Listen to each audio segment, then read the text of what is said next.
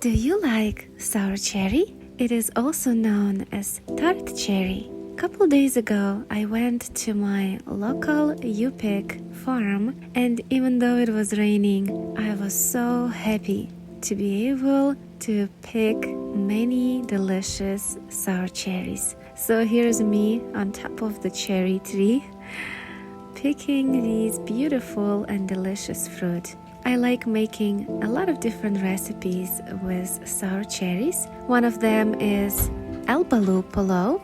It's a Persian sour cherry rice. I also like making pierogies with sour cherry filling. But one of my favorite things to make is sour cherry preserves. So let me share with you how I make it. The first thing you want to do is to wash your cherries really good and then pit them. You don't want any pits in your preserves. I picked a lot of sour cherries, that's why I decided to freeze half of it, and then I made preserves with the rest. So the recipe I am using calls for 6 pounds of sour cherries and 12 cups of cane sugar. So basically it's the double amount of cups per pounds of cherries. You mix them really good with the sugar and let them sit overnight. They will release a lot of their own juices. And then in the morning they'll look like this with a little bit of foam on top. Don't worry, that's normal. It's supposed to be like this. You can just scoop it out. And then you start boiling your preserves. Also at this stage you add 2 tablespoons of lemon or lime juice. You let it boil for 5 minutes, turn the heat off, let it cool down, and repeat 3 times. When you turn the heat on for the last boil time, that's when you prepare your jars. I'm using pint jars, you can use any you have. And then you put them in the canner of your choice. I'm using Ball electric canner. You fill the jars with water and then you fill the rest of the canner with a little pot. That's the easiest way to fill up the canner without lifting it up. And you let the canner sterilize the jars for at least 10 minutes. You put it on high. That's what I'm doing at least. And this is my preserves boiling for the last 3rd time. We are doing it 3 times because we want the syrup thicken.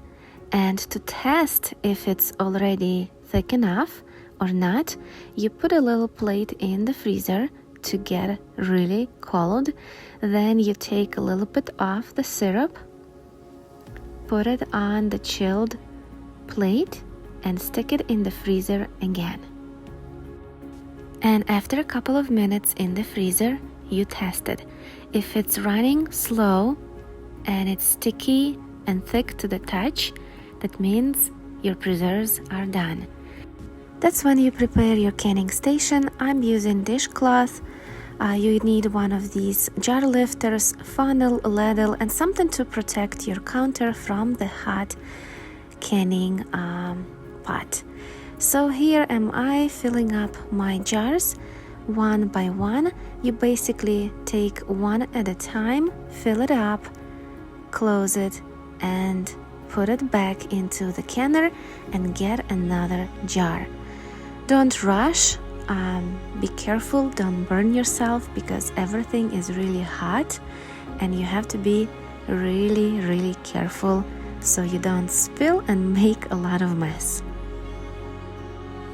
Also, a very important thing is to make sure every time you fill up a jar, you have to wipe the rim from all the stickiness because if you don't do it, you may not get a proper seal, and we all try to avoid it.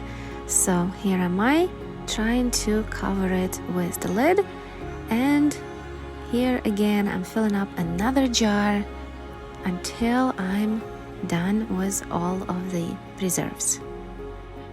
If you don't have a canner or you don't want to go through a canning process, you can still make this jam or preserves to be precise and keep it in your refrigerator and use it within a month or two. It will still be as delicious. So after I filled up all of my jars, I set up my canner to canning settings and I let it get to a full boil, and then I let it go for 10 minutes, and that's exactly what's needed for my preserves to be done. Then I let the water drain. That's why I like this canner, because I can just put it next to the sink and drain the water. And then I got my jars out. I listened for the pop sound. That's when I know it's ready.